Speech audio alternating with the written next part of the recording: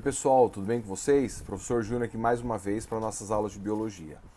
Bom, é o seguinte, hoje é a segunda parte da aula de protozoários ou protistas, né? E na primeira aula nós falamos a respeito daqueles que são semelhantes às plantas, que são as algas. E na aula de hoje a gente vai estar falando sobre aqueles indivíduos que são semelhantes aos animais, que são os protozoários, e aqueles também que são semelhantes aos fungos. Então é o seguinte, vou compartilhar a tela aqui com vocês.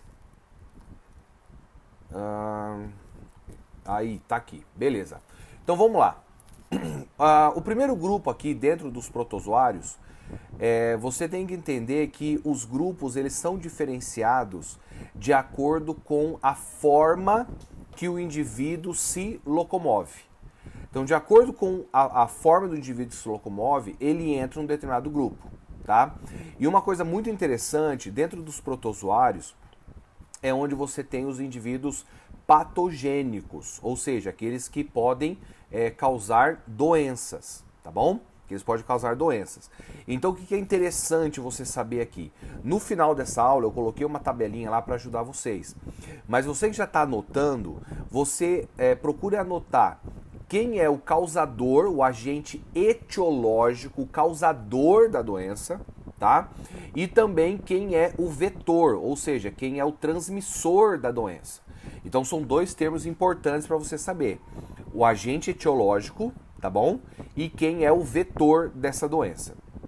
Bom, vamos lá. Primeiro nós temos aqui, dentro do grupo dos risópodes, são aqueles que se locomovem por pseudópodes, ou seja, eles não possuem flagelos, não possuem cílios, não possuem pés, simplesmente há algumas contrações do citoplasma e isso faz com que ele se movimente, que é a movimentação ameboide. Então, a entamoeba estolística é o agente etiológico que causa a amebíase. A amebíase, tá? Que é uma doença. Agora, existe algum vetor? Bom, o vetor não é necessariamente como acontece em muitas doenças, um inseto, alguma coisa. Não. O vetor da amebíase seria justamente a água contaminada. Essa água contaminada que você possa ingerir, essa água contaminada que talvez lavou algum alimento, água contaminada que possa estar em qualquer outro alimento, entendeu? Então isso acaba sendo o vetor da transmissão da amebíase.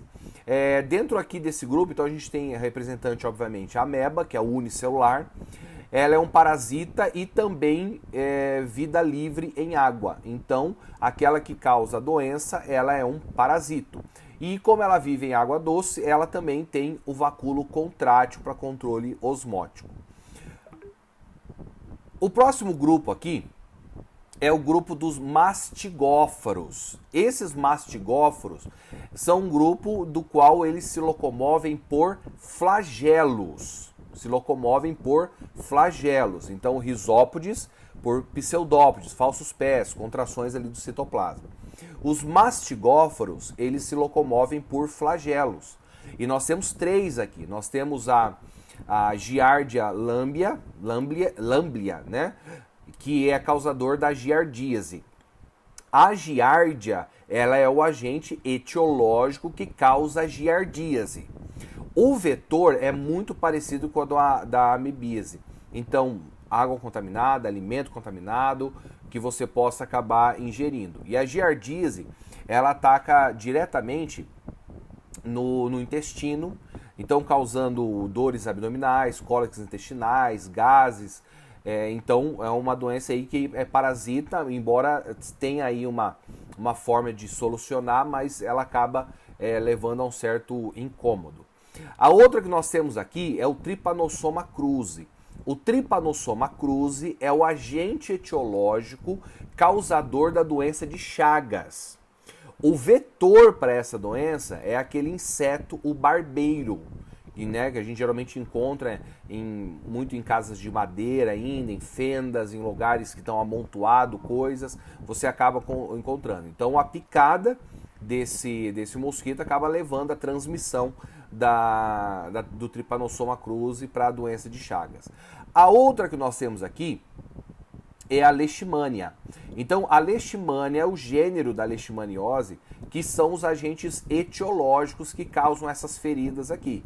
Tanto a leishmania causador das feridas epidérmicas, como também aquelas viscerais, né? Então, podendo causar também feridas no intestino. O agente etiológico é um mosquito chamado de flebótomo. Então, ao receber a picada desse mosquito, você acaba recebendo o contágio dela. Existem alguns mastigóforos, como está dizendo até aqui no texto, que eles vivem em mutualismo com cupins. Por quê? Porque alguns mastigóforos, eles que acabam metabolizando a celulose e liberando açúcar e energia para os cupins. Então é uma espécie aí de vida livre que acaba recebendo esse mutualismo aí. O próximo grupo seria dos cilióforos. Então já diz o nome, ele se locomove por cílios, tá? E o maior exemplar que a gente sempre coloca aqui seria o do paramécio. Então ele também vive em água doce, também possui vacúolos contráteis para poder fazer o controle de água, tá?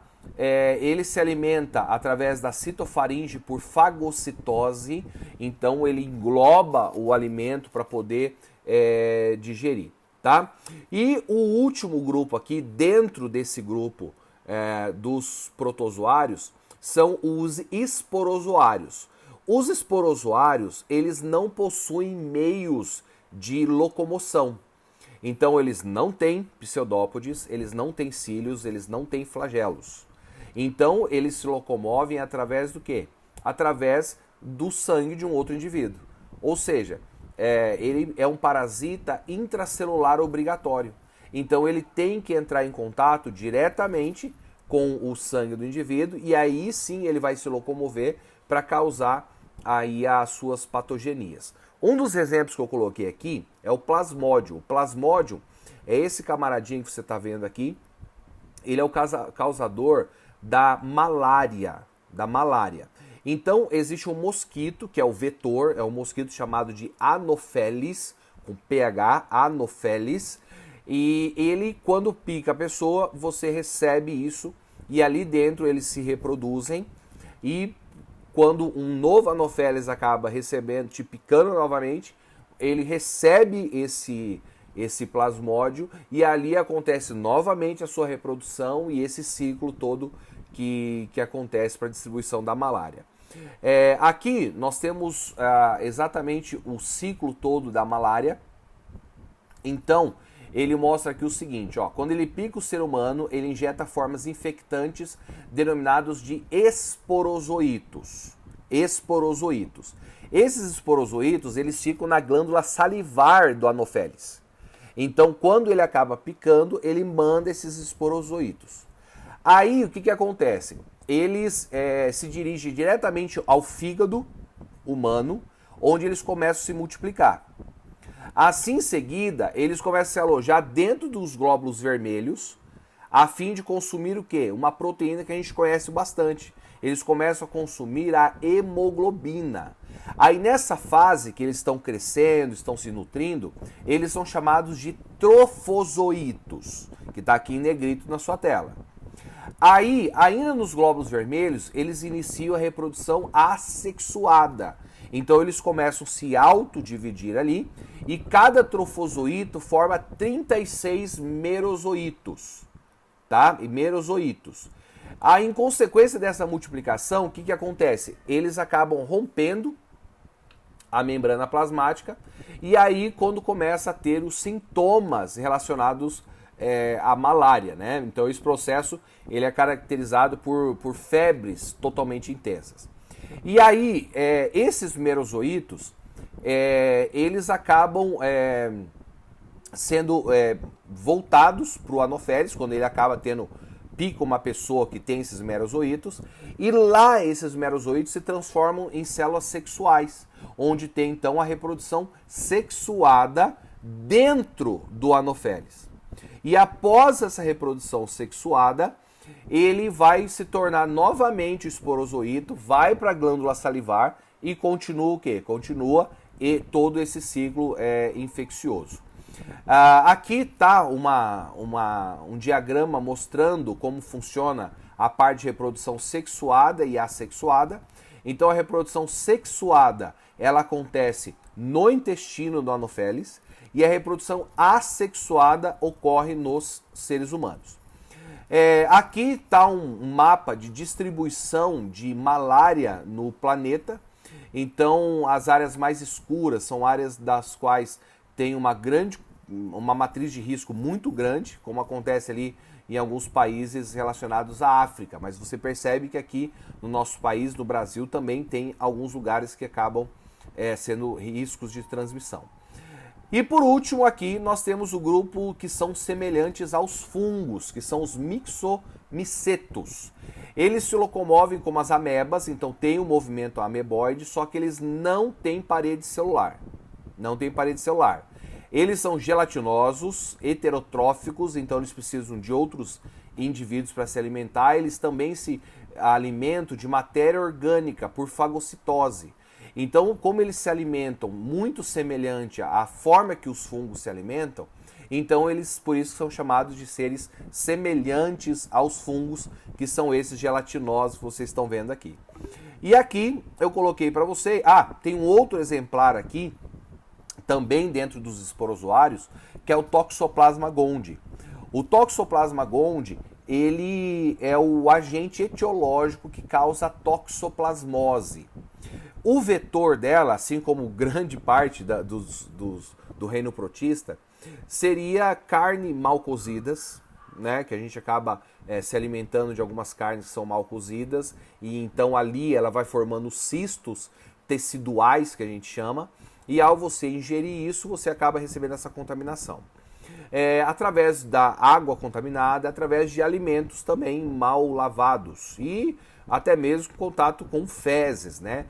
A toxoplasmose ela é muito conhecida pelas pessoas como a doença que vem do gato, das fezes do gato. Sim, o gato ele é um dos hospedeiros principais em relação a isso, um hospedeiro definitivo, né?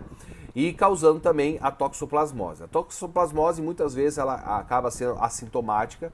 Em alguns casos mais graves ela pode atacar os olhos, pode atacar também o cérebro e causar uma cefalia tremenda. Então ela realmente é algo que se deve conduzir também com muito cuidado, tá? E por último aqui eu coloquei aqui para vocês, vou até colocar aqui a minha telinha pequena, para vocês poderem tirar um print. Então tá aqui a doença de protozoários, os parasitas, que são os agentes etiológicos, o sintoma, tá, que ocorre, e também a transmissão, ou seja, os vetores. Então isso é muito importante com que vocês possam saber para as provas que vão ocorrer aí para vocês, ok? Beleza?